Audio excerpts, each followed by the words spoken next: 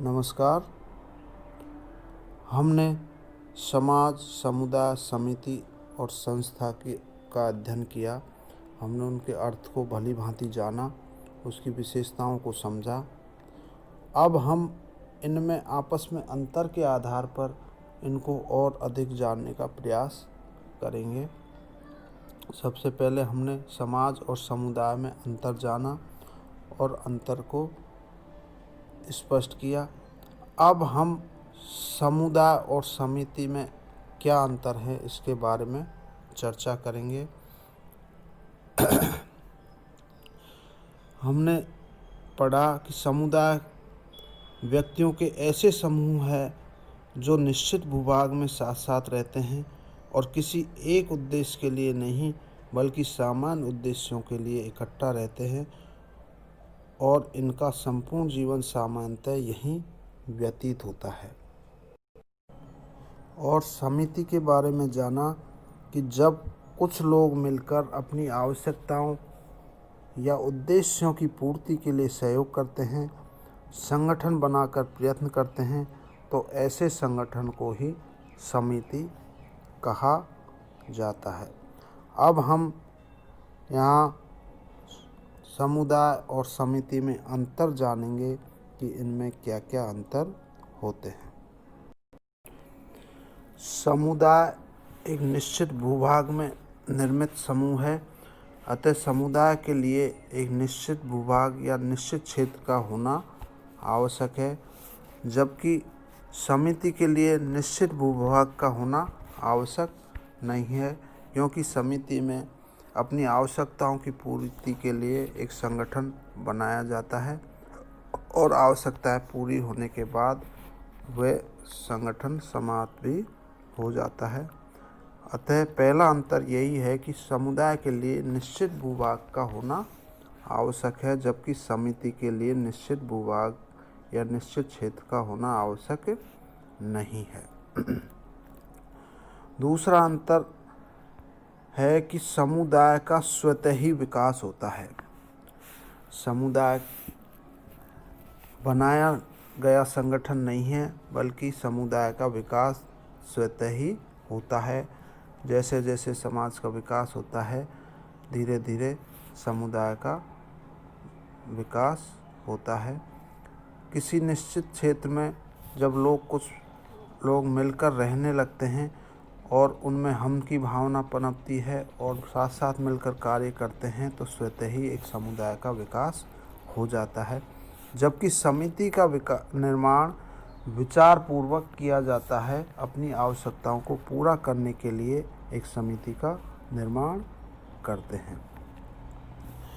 समुदाय में सदस्यों के सभी हित या उद्देश्य आ जाते हैं, अर्थात इसका कोई विशिष्ट उद्देश्य नहीं होता है।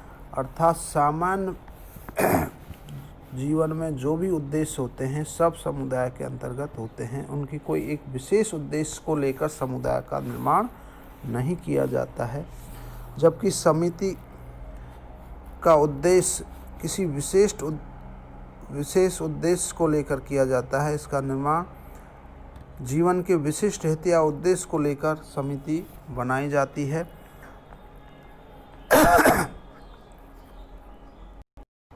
तो स्पष्ट है कि समुदाय के सभी हित या उद्देश्य होते हैं, जबकि समिति एक निश्चित या विशिष्ट उद्देश्य को लेकर बनाई जाती है।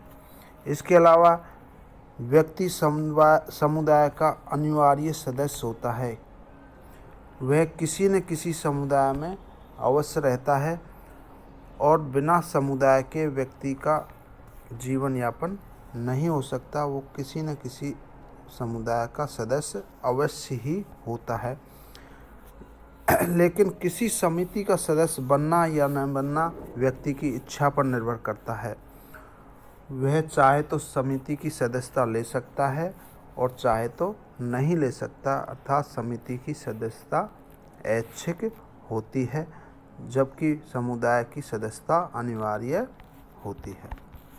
इसके अलावा एक बार में व्यक्ति एक ही समुदाय का सदस्य होता है।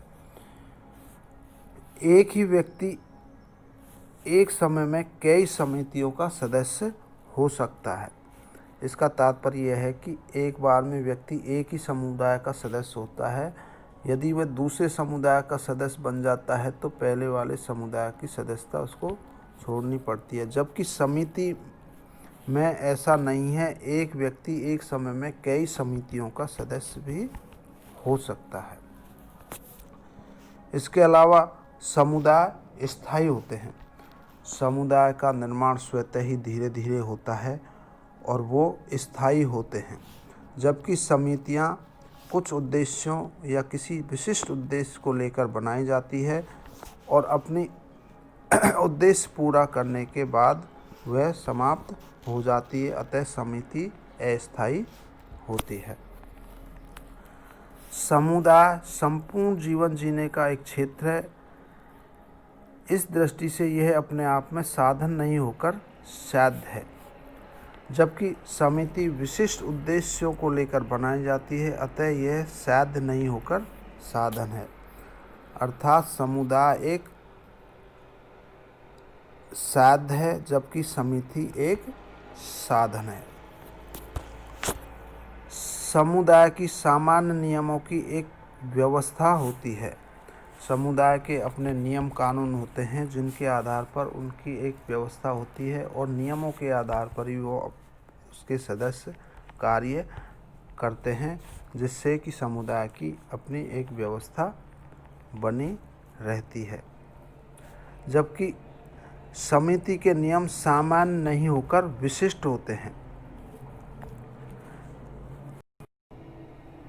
समुदाय का कोई निश्चित ढांचा नहीं होता है, जबकि समिति का एक निश्चित ढांचा होता है और सदस्यों की निश्चित परिस्थितियां एवं भूमिका होती हैं। वे अपनी परिस्थितियों के अनुसार ही अपनी भूमिकाओं का निर्वहन करते हैं। जिसको जिस प्रकार की परिस्थिति प्राप्त होती है उसी के आधार पर वह अपनी भूमिका निभाता है। समुदाय साधारणतः अपने आप में पूर्ण होता है। एक समुदाय में अनेक समितियां होती हैं, अर्थात समुदाय बड़ा होता है और उसमें कई समितियां हो सकती हैं। अनेक समितियां एक समुदाय के अंतर्गत होती हैं, जबकि समिति समुदाय का एक अंग है। समिति के साधारणतः उपभाग नहीं होते हैं।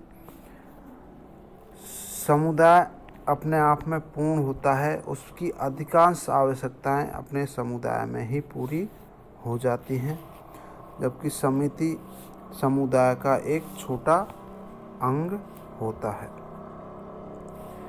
इसके अलावा हम बात करते हैं सदस्यों की संख्या की, तो समुदाय में सदस्यों की संख्या बहुत अधिक होती है, जबकि समिति में सदस्यों की संख्या समुदाय की तुलना में सामान्यतः कम ही होती है। समुदाय एक बड़ा होता है और समिति उसका एक छोटा भाग होता है, अतः सदस्यों की संख्या के आधार पर देखा जाए तो समुदाय में सदस्यों की संख्या अधिक होती है, जबकि समुदाय में सामान्यतः सदस्यों की संख्या कम होती है। चूँकि समुदाय का विकास स्वतः होता है, अतः ये एक स्थायी है और समिति का निर्माण विचार पूर्वक किया जाता है, इसलिए यह अस्थायी होती है। इस प्रकार उपरोक्त अंतर के आधार पर हम कह सकते हैं कि समुदाय सामाजिक जीवन में भागीदार लोगों का एक ऐसा समूह है जो निश्चित भौगोलिक क्षेत्र में निवास करता है और जिसमें हम की भावना पाई जाती है। समुदाय व्यक्तियों का समूह है, वह निश्चित भौगोलिक क्षेत्र में निवास करता है और उसका विकास स्वतः होता है। उनमें सामुदायिक भावना भी पाई जाती है और यह स्थायी संगठन है। इसका अपना एक विशिष्ट नाम होता है और इनका अपना एक सामान्य जीवन होता है और इसमें इसकी सदस्यता अनिवार्य होती है और यह एक आत्मनिर्भर संगठन है। और समिति मनुष्यों का एक समूह है जिसे किसी सामान्य उद्देश्य या उद्देश्यों को प्राप्त करने के लिए संगठित किया जाता है। जब कुछ लोग मिलकर अपनी आवश्यकताओं या उद्देश्यों की पूर्ति के लिए सहयोग करते हैं, संगठन बनाकर प्रयत्न करते हैं, तो ऐसे संगठन को हम समिति कहते हैं। समिति एक व्यक्तियों का समूह है जो निश्चित उद्देश्य को लेकर बनाई जाती है और इसकी स्थापना विचारपूर्वक की जाती है। यह नियमों पर आधारित संगठन है। इसकी सदस्यता ऐच्छिक होती है, व्यक्ति चाहे तो इसकी सदस्यता ले सकता है, अन्यथा नहीं। और इसकी प्रकृति अस्थायी होती है। इसमें औपचारिक संबंध पाए जाते हैं और ये साध्य नहीं होकर एक साधन होती है। जब